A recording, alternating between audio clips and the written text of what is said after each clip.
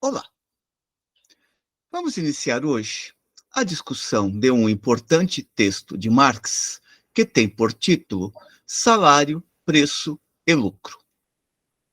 Produzido durante sessões realizadas no Conselho Geral da Associação Internacional dos Trabalhadores em 1865, este texto, no entanto, só foi publicado pela filha de Marx, Eleanor, em 1898.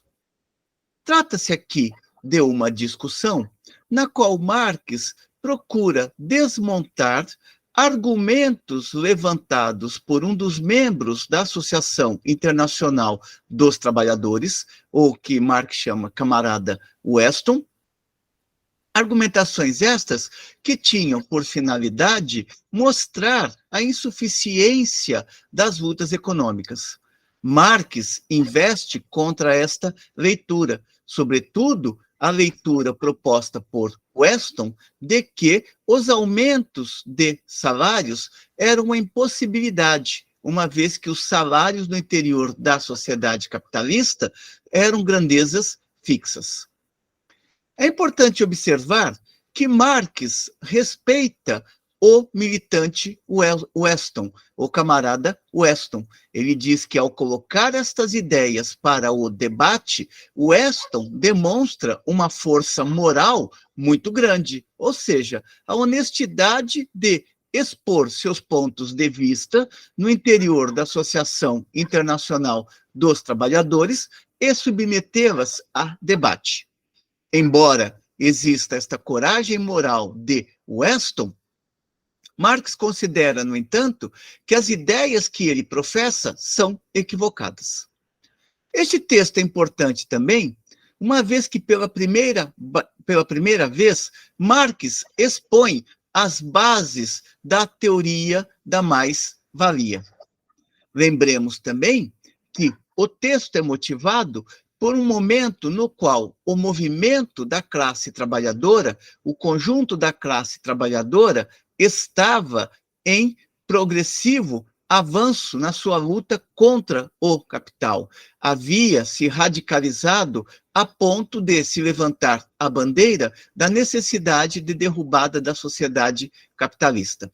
Foi, inclusive, a perspectiva colocada pela Internacional e posteriormente aprimorada por Marx e Engels, que fizeram com que ambos tivessem uma participação intensa no interior desta organização, também conhecida como Primeira Internacional. Partamos, portanto, dos argumentos iniciais de Marx. Diz Marx: reina no continente uma epidemia de greves e um clamor geral por aumento dos salários. É necessário, portanto, discutir o que isto implica, qual é o fundo desta matéria. Afinal, é importante ou não lutar por salários? É importante ou não travar as lutas econômicas? Esta, no entanto, não era a posição de Weston. Dirá Marx: tenho profundo respeito pelo cidadão Weston, atento ao que julga ser do interesse da classe operária. Weston não somente expôs perante todos, como também defendeu publicamente opiniões que ele sabe são profundamente impopulares no seio da classe operária. Esta demonstração de coragem moral deve cavar fundo em todos nós, ou seja, a Associação Internacional dos Trabalhadores não deveria se furtar a todos os debates que fossem do interesse do conjunto da classe trabalhadora. Confio, prossegue Marx, confio em que, apesar do estilo desativado de minha conferência, o cidadão Weston me verá, afinal, de acordo com a acertada ideia de que, no meu entender, serve de base às suas teses. as quais, contudo, na sua forma atual, não posso deixar de considerar teoricamente falsas e perigosas na prática. Ou seja, Marx também se propõe a discutir o que é a economia capitalista e o que são os salários no interior da economia capitalista. Para facilitar a discussão, Marx divide este texto em vários tópicos. E o tópico 1 dá conta da discussão a respeito da produção e salários. Marx vai procurar demonstrar como que as teses levantadas por Weston não se sustentam na prática e não se sustentam no interior da sociedade capitalista. Pois, se os operários não lutassem por aumento de salários, isto não impediria que os capitalistas lutassem continuamente pelo rebaixamento dos salários. Prática, aliás, que Marx destaca, os capitalistas realizam cotidianamente, ou seja, o esforço para rebaixar os salários, produzir o que hoje se chama arroxo salarial. Principia Marx com a seguinte argumentação. O argumento do cidadão Weston parte de duas premissas.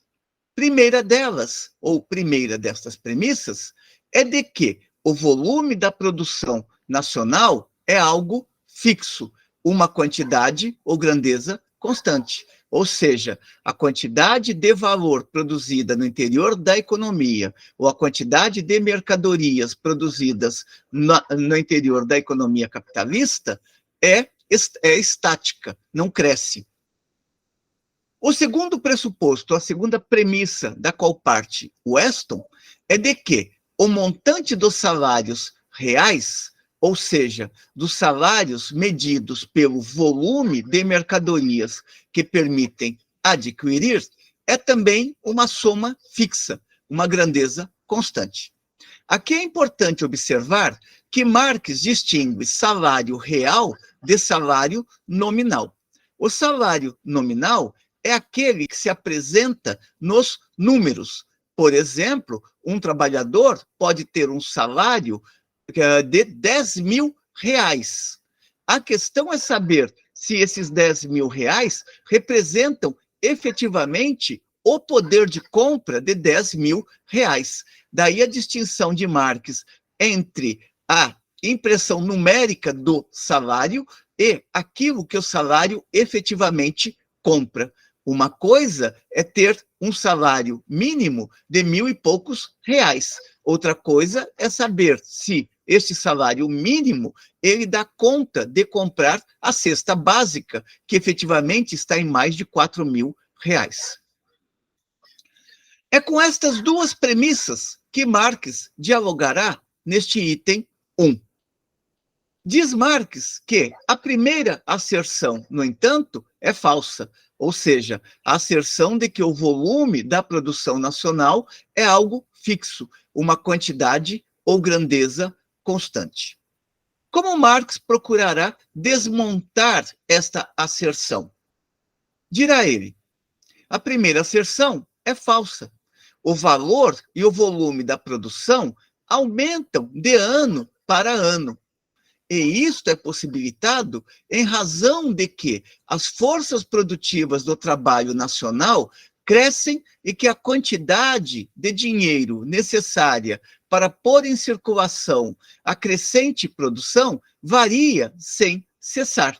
Portanto, varia não apenas a produção, como também o volume de dinheiro para permitir a venda desta produção ou a circulação desta produção.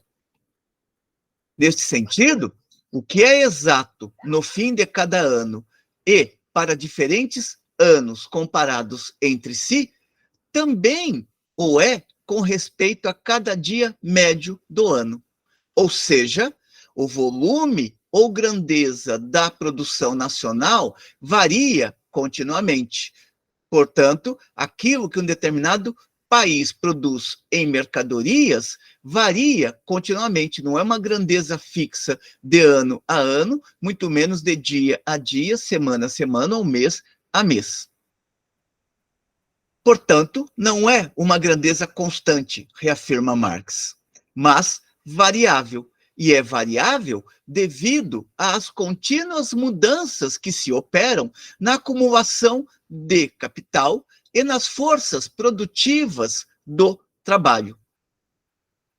Marx observa que é inteiramente certo que se houvesse um aumento da taxa geral dos salários, este aumento por si só, quaisquer que fossem os seus resultados posteriores, não alteraria imediatamente o volume da produção.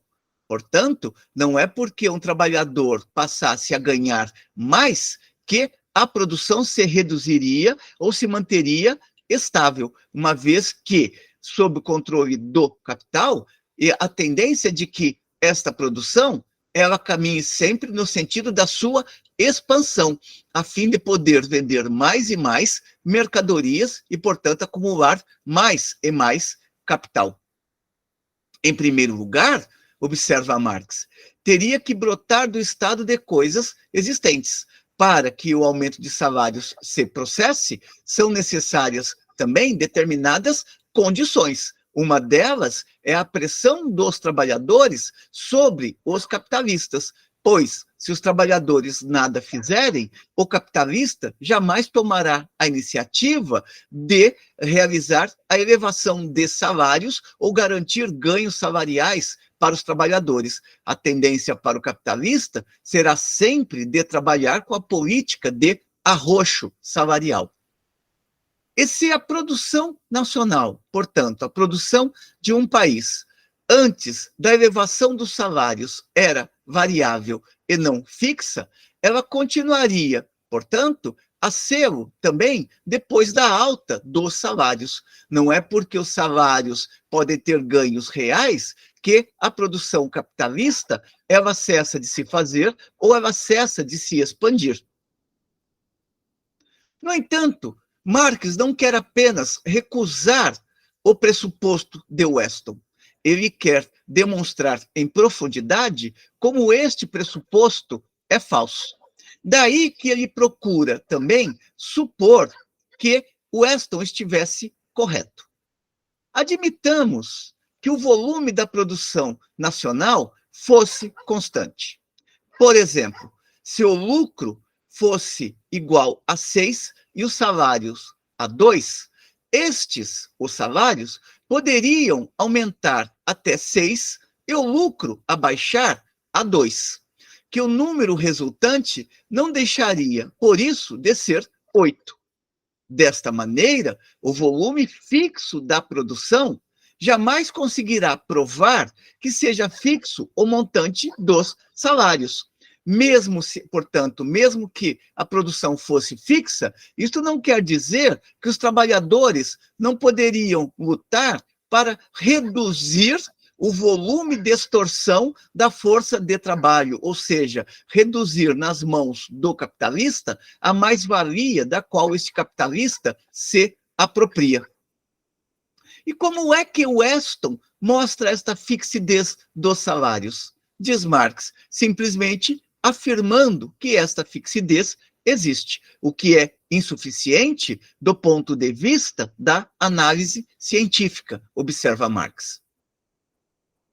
Prossegue Marx observando o seguinte: se o volume dos salários representa uma quantidade constante, não poderá aumentar nem diminuir.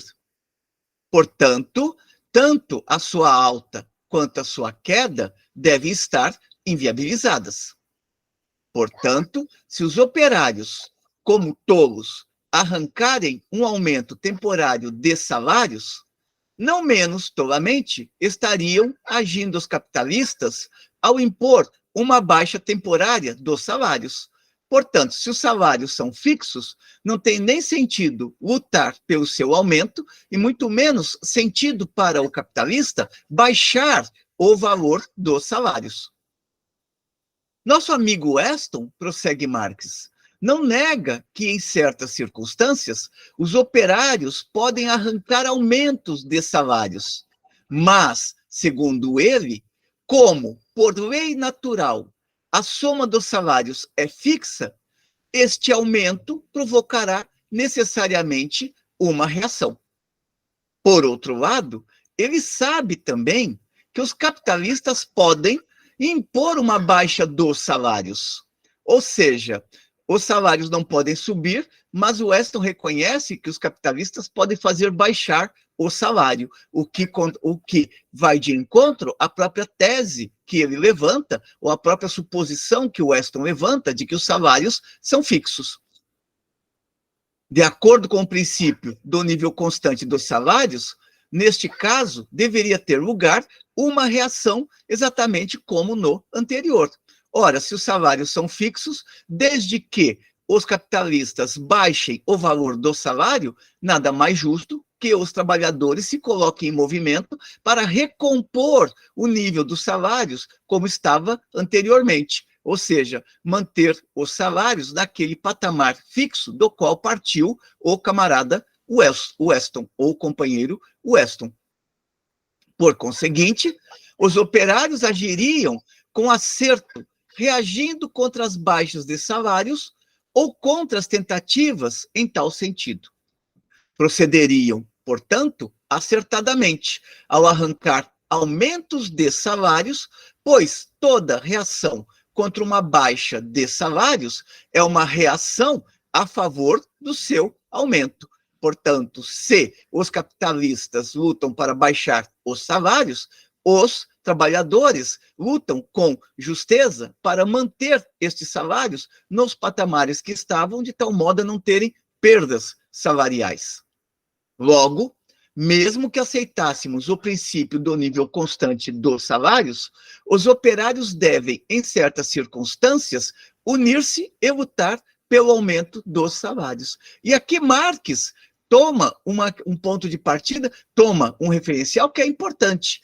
Ou seja, há uma luta constante entre o trabalho e o capital. E a única maneira dos trabalhadores não terem arroxo salarial é lutarem para que, no mínimo, os seus salários mantenham o poder de compra. Os seus salários sejam salários reais e não apenas salários nominais. Desse modo, para negar esta conclusão, o Weston teria que renunciar à premissa em que se baseia. Não deveria dizer que o volume dos salários é uma grandeza constante, mas sim que, embora não possa nem deva aumentar, pode e deve baixar todas as vezes que o capital sinta vontade de diminuí-lo. Mas, observa Marx, de onde vem esta vontade do capitalista? E isto seria necessário também explicar. Explicar porque existem diferenças de salários entre um trabalhador na Europa e um trabalhador nos Estados Unidos, um trabalhador na Inglaterra e um trabalhador norte-americano. Será que esta variação de salários depende única e exclusivamente da vontade do capitalista?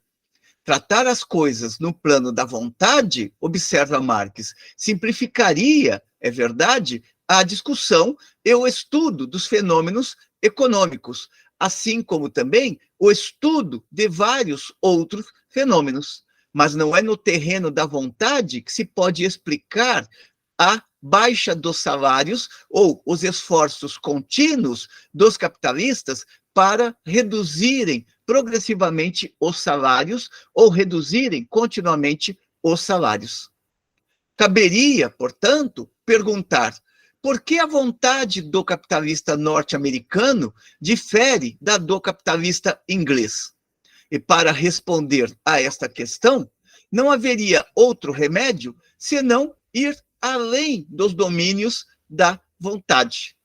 Se existe uma vontade, é apenas aquela do capitalista que consiste em encher os próprios bolsos o máximo que puder.